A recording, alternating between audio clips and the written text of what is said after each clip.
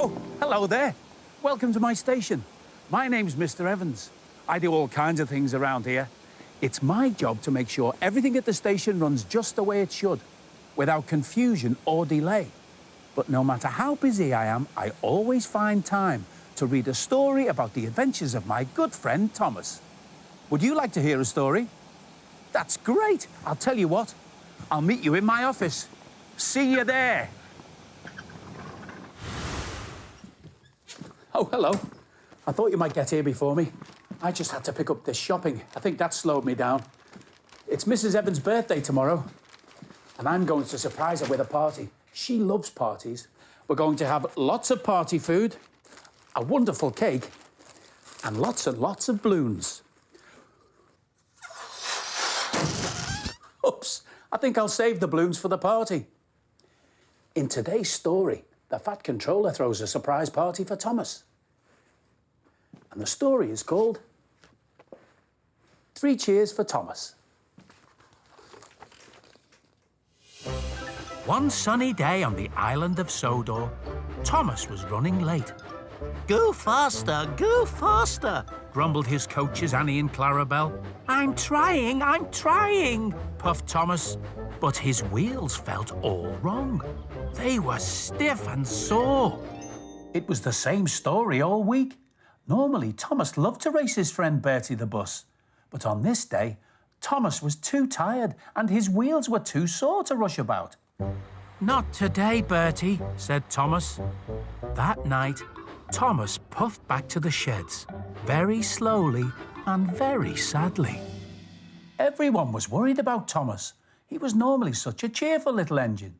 Nobody liked seeing him so sad. I remember when I had my old rusty pipes, said James. I felt so slow and tired. I used to get out of breath, even on the shortest of journeys. So the engines decided to talk to the Fat Controller to see what could be done. Thomas's wheels are rusty and worn, the Fat Controller said. We'll give him a special day with new paint, new wheels, and a surprise party to celebrate. With new wheels, Thomas might be faster than you, Bertie, teased Emily. Never, beeped Bertie. The next day, the Fat Controller went to see Thomas. Today, he said, you won't be pulling Annie and Clarabelle. I'm sending you to the Sodor Steamworks. I understand, thought Thomas sadly. I'm not good enough to pull coaches. I'm not a really useful engine. And he puffed off to the Steamworks, feeling very sorry for himself. But at the Steamworks, Thomas was given a smart new coat of paint. His dome was polished, his buffers were buffed, and he was given brand new shiny wheels. Perhaps the Fat Controller thinks I can be a really useful engine after all, said Thomas. I certainly do, laughed the Fat Controller, arriving to inspect the work. You look ready for your party. My party, sir? Exclaimed Thomas. Thomas was about to puff off to his party at Knapford Station when Bertie pulled up next to him. Let's race to the party, Bertie said. It's time to test out those new special wheels. Bertie pulled away more quickly than Thomas and took the lead. But Thomas's new wheels were turning faster and faster and faster. He was catching up. And when Bertie stopped to let some ducks cross the road, Thomas overtook him. 3 cheers for Thomas, said the Fat Controller as they arrived first at the party. Hip, hip, hooray! Hip, hip, hooray! Hip, hip, hooray! I just couldn't keep up with those new wheels, Bertie said as he pulled up. It was a wonderful party. All Thomas's friends congratulated him on winning the race. Then they admired his new coat of paint and his shiny new wheels. Peep, peep, Thomas tooted happily.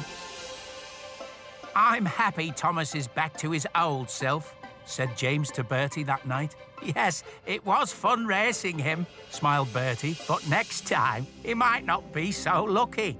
But Thomas didn't hear any of this because he was already fast asleep. Well, what a lovely surprise for Thomas. Right, now I need to get on with Mrs. Evans' surprise party. I've decided to make a cake that looks like Thomas. Would you like me to show you how to make it?